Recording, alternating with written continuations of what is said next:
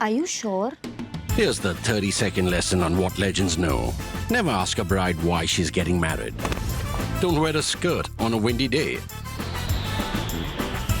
Deodorant is not a shower. Don't sniff chili flakes. And don't forget, saving is not investing. Legends don't just save, they invest in mutual funds.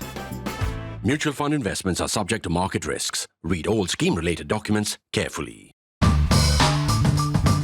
Publications, the top publications globally have the practice of choosing a word of the year. Oxford Dictionary, the institution, also chooses a word of the year through voting. For example, this year they've chosen brain rot, right? Brain rot, why? Because there is overconsumption of stuff that you see, you read all day, things that you don't want to read because some algorithms are pushing at you, and that's why your attention spans get shorter.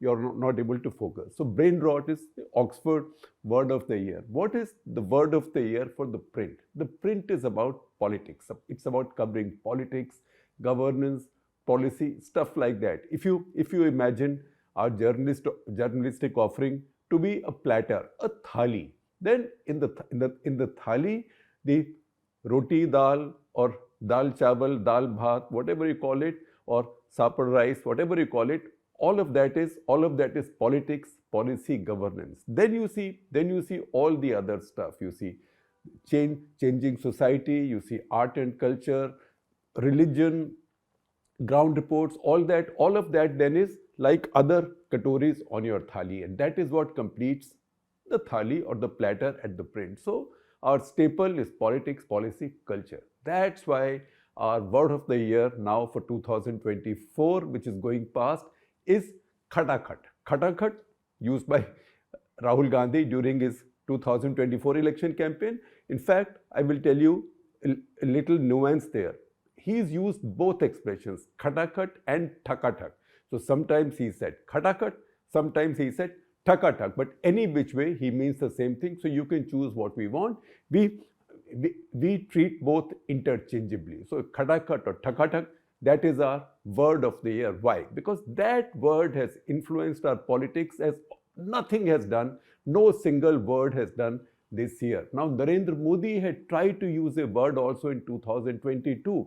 That was revdi culture, right? And I will give you his exact quote as we go along. But Khatakhat, that criticism of revdi culture and his call to eliminate it, that did not go very far, because shortly afterwards the opposite started. Everybody started distributing more and more revdis, including his party. However, this year, with the use of the word Khatakhat, that is counting all the benefits that will come to you, Khatakhat, Khatakhat, Khatakhat, Khatakhat, as Rahul Gandhi said, or Thakathak, Thakathak, Thakathak, Thakathak, he changed India's political economy in the sense that this looked so simple, so attractive, and so non-controversial at this point, because this was totally ideology-free. Because in politics, what polarizes is ideology. So it was completely ideology-free, and that is what then everybody picked up. It's not as if others were not doing it. Aam Aadmi Party had also built its main offering around that, but Aam Aadmi Party is quite marginal in national politics. Because this was a national campaign, he forced the BJP to change tack. And BJP it is now, BJP and its allies, who are now taking that Khatakhat or Thakathak idea to another level, to a completely different level. We've seen the BJP do this in Haryana after national elections. We've seen the BJP do it in Maharashtra, almost on steroids, right? Remember Mukhyamantri Maji Ladki Behan Yojana. In fact, now every state chief minister as well as the opposition party has a scheme specially for women. One says 2,000 rupees, the other says 2,100, then the other says 3,000, I will give you a scooty. Other one says, I will give you a pink scooty, and this goes on. So what has happened now is that our politics, contrary to what Prime Minister Modi had said in 2022, that we have to fight revdi culture, our politics at this point, our political economy is fully steeped in revdi culture. So what was meant to become, at least that was Rahul Gandhi's proposition during Bharat Jodo Yatra, a mohabbat ki dukaan, our entire politics has become revdi ki dukaan. Now what exactly is it that Rahul Gandhi was saying with his Khatakhat or Khatakhat. I will now carry on with Khatakhat and not repeat and qualify again. So there are many speeches. I will particularly pick up a speech that he delivered in Jhansi during the Lok Sabha campaign. There he said that Modi government is government of Adanis and Ambanis and all the oligarchs and rich people. He said they have written off or they have forgiven bad loans of 16 lakh crores, that is 16 trillion rupees, to 22 billionaires in the country. Now, if they have done it for 22 billionaires, we can distribute the same amount of money among the poor. And media can say what it wants to say. In any case, this is Modi's media and Adani's media and Ambani's media. They can say what they want to say. In fact, with every promise of his, there was a taunt at the media. And then he gave you some details of how he will distribute this money. So he said he will come with the Mahalakshmi Yojana.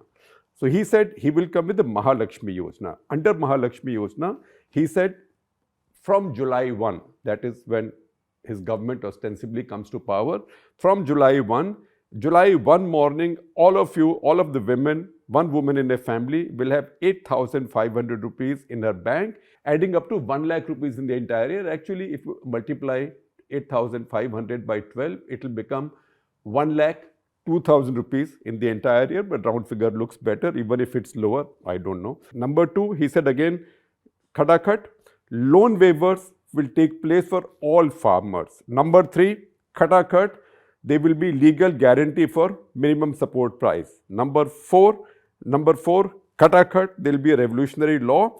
So there will be a 1-year job guarantee for all graduates, all those who raise their hand to say they want it. They will be given a job for a year, either in a public sector company or private sector company or in the government at 8,500 rupees per year, apprenticeship stipend. So that also adds up to 1 lakh of rupees in a year. I will again use my mental calculator and tell you it's actually 1 lakh and 2,000 rupees. Nevertheless, he then mocked Narendra Modi and he said, आपके प्रधानमंत्री कहते हैं नाली में pipe डालो, उसमें gas आएगी, उसके ऊपर पकौड़े तलो. That is no employment. I will get you employment like this in the apprenticeship plan.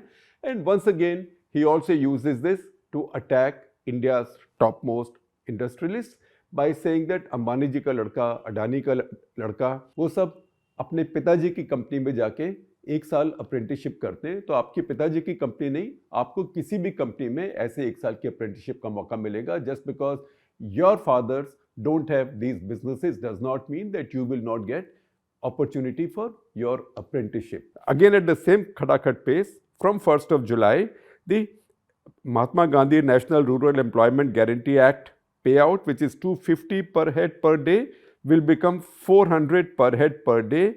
The stipend for Anganwadi workers, women working in Anganwadis, will be doubled, and he said we'll continue to give grain as Mr. Modi is giving. I'm adding that.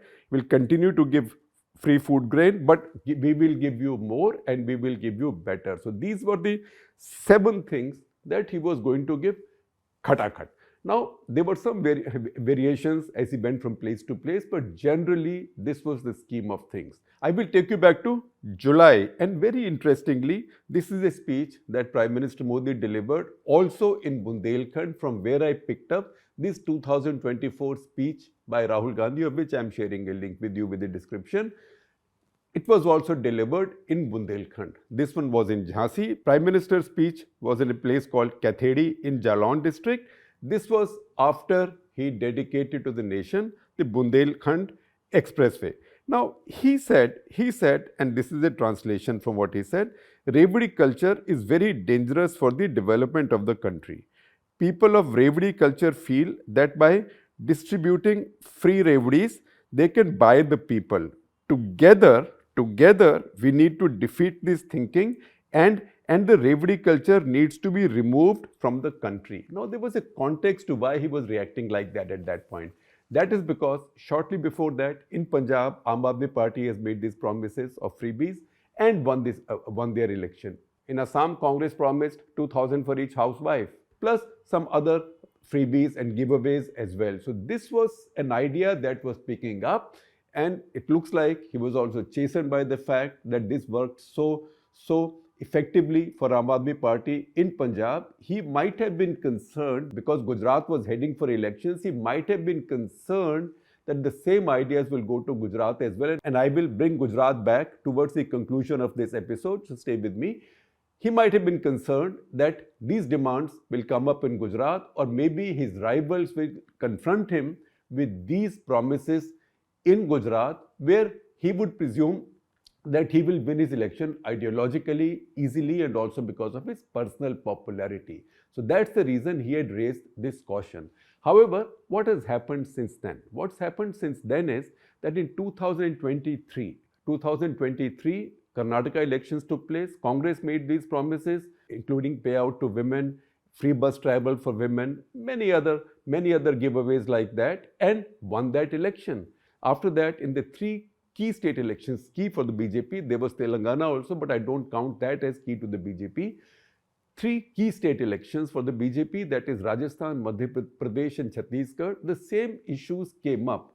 In Madhya Pradesh, the chief minister, despite more than triple anti-incumbency, was proactive. He was proactive and he announced the Ladli Behna scheme and made his payouts before the election time. And that worked brilliantly for him. Chhattisgarh, meanwhile, the BJP had made his promises. And remember, it was during that Chhattisgarh assembly election that Prime Minister Modi himself announced that he was extending by another 5 years his COVID time scheme of supplying or delivering free food grain to all families below a certain income level. That is for almost 80 crore people. That is 800 million people.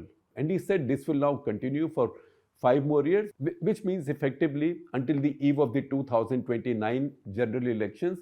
And if it's going to go until then, you can imagine nobody is going to withdraw it on the eve of a general election. So that looks like a permanent scheme right now. So already within months of having raised a note of caution against revdi culture, his party and he were now shifting in the other direction. And then came Rahul Gandhi with his Khatakhat, and looks like it worked in the national election. Now you could say it might have worked in the general election. The fact is BJP was reduced to 240 when their expectation was much higher. In any case, to be short of majority was a big setback for them. Congress got to 99. The combined opposition, which in that case was India Bloc, got to 234. That was too close for comfort for the BJP. Now there were many issues. There were doubts about the constitution. There was fear that if the BJP gets a big majority, God knows what they will do to the constitution and other changes.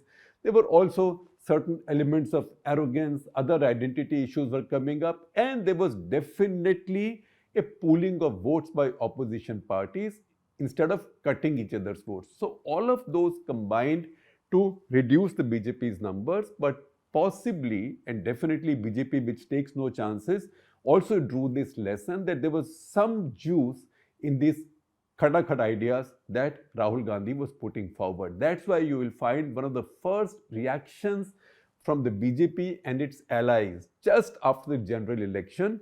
The Maharashtra cabinet met just a few days after Lok Sabha election results because they were reeling. They had just suffered a big setback and they thought they had to respond to it. And what did they come up with? That announced the adoption of the Mukhyamantri Maji Ladki Behan Yojana. Now this was adapted from Madhya Pradesh, but more money was added to it. And as time passed, as Maharashtra got closer to elections, they added even more money to it. Since then, we found this happening everywhere. In Jharkhand also, similar promises were made by both parties. I'm not going into specific promises by each side because that will take a long time. In any case, there's a sameness to what they were offering. And again, everywhere there was something for women because that idea which Shivraj Singh Chauhan had started, his Ladli Behan Yojana, that had caught on. So I will give you some of the names that various political parties and state governments have used for their schemes. There's Ladli Behna, there is Ladki Behna in Maharashtra, Ladli Behna in Madhya Pradesh, Mehtari Vandan, that's in Chhattisgarh, Gogo Didi, that's for Jharkhand, Mukhyamantri Mayan Samman, that is Congress, that is JMM's scheme in Jharkhand, that's JMM's scheme in Jharkhand, and many others like that, and each one has come up with their schemes. And that's the reason we say that while Rahul Gandhi may not have won power back, but by employing This approach, he has made everybody else change their position. So Alec Padamsee, the great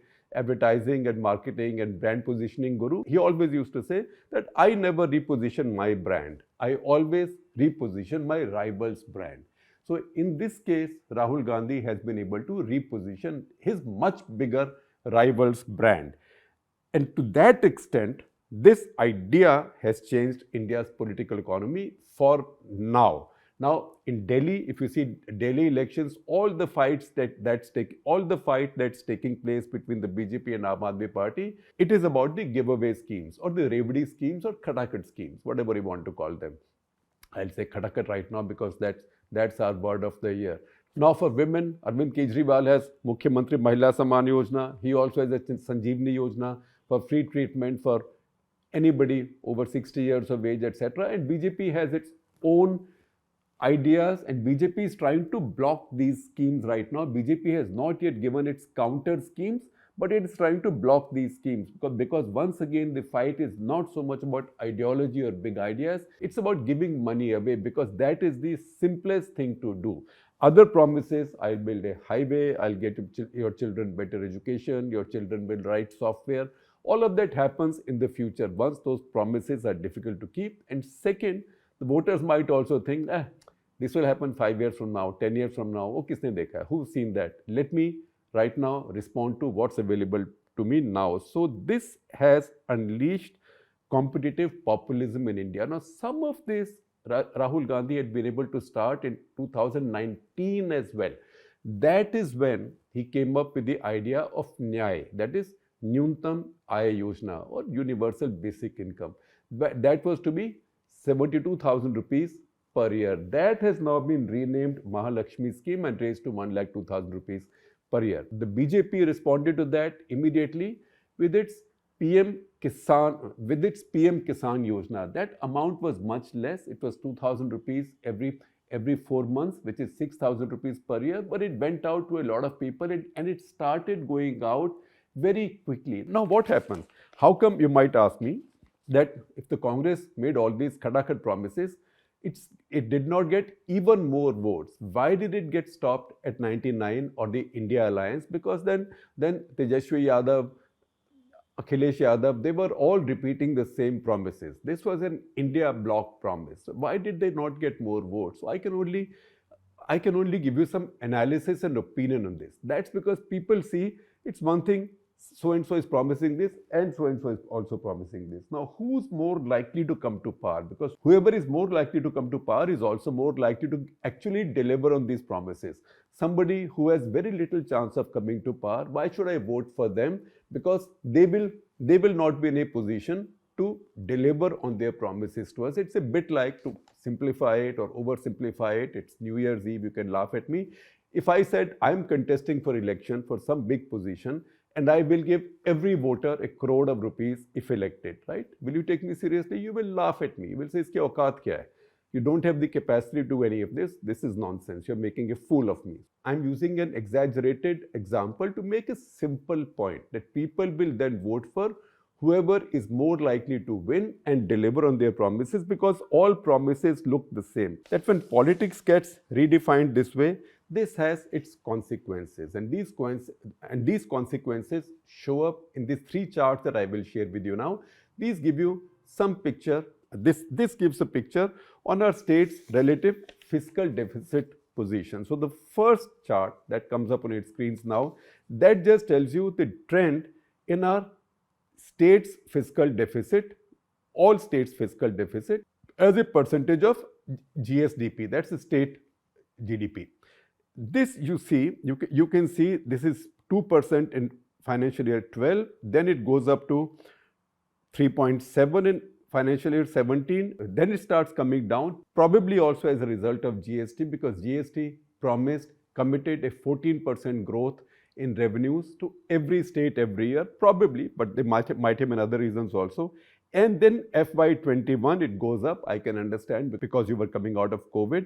Then it stays at 2.8, and then financial year 24, it's come to 3.5. So overall state GDP deficit has risen already. to a percentage which is unsustainable, because this has to be seen in the light of the fact that our national fiscal deficit this year is supposed to be 4.9%. That's an improvement over 5.6, although the limit that FRBM, or Fiscal Responsibility and Budget Management Act, has set is 3%, but governments routinely keep on taking a holiday or a furlough on that and carry on extending the deadline. At which point also see the 10 best performing states in terms of fiscal deficit and the worst. And I'm a little bit torn between which ones to share with you first. So let me first look at the best performing states. If you look at the best performing states, Gujarat,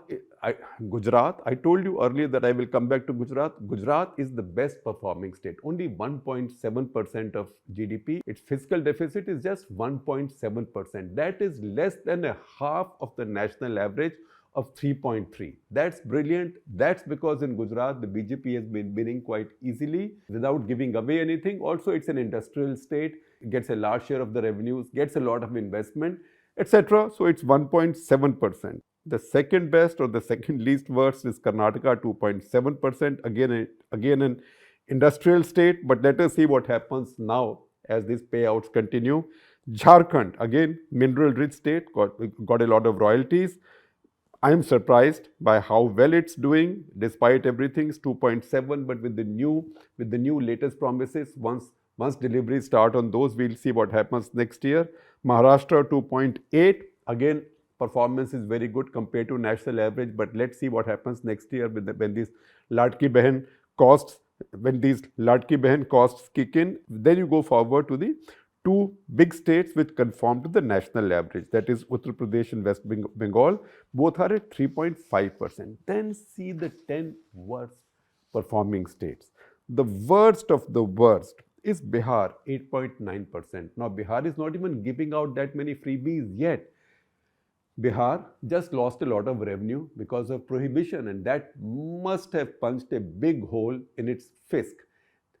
Besides that, Bihar has very little other revenue and has done very little so far to build any industry or create any more sources of its own revenue. The same Bihar is now headed for elections.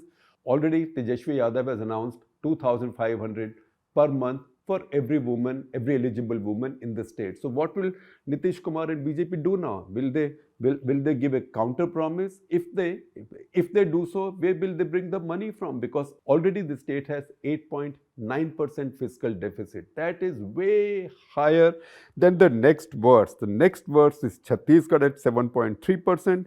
Himachal Pradesh at 5.9%. Himachal should not have been in this place, but this started after Congress party's promises seem to have worked in 2022, and which is also something that probably would have spooked Narendra Modi at that point into first speaking about revdis and then changing direction. So Himachal Pradesh 5.9%, Assam 5.2%, and then Rajasthan already 4.3% will get worse. And Rajasthan also gets mineral royalties.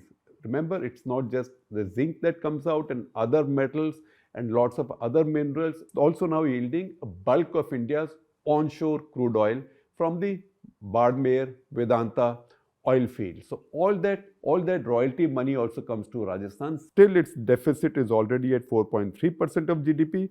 And then you can see the rest. All of these states are above the national average. And I can promise you, all of these will get worse over next year. At least Tejashwi Yadav can say in theory that if I come to power, I will be able to pay out this money because I will lift prohibition. So the revenue that today is passed on to my neighboring states, because all the smuggling takes place or people get drunk there and come back, you can just cross the border and come back.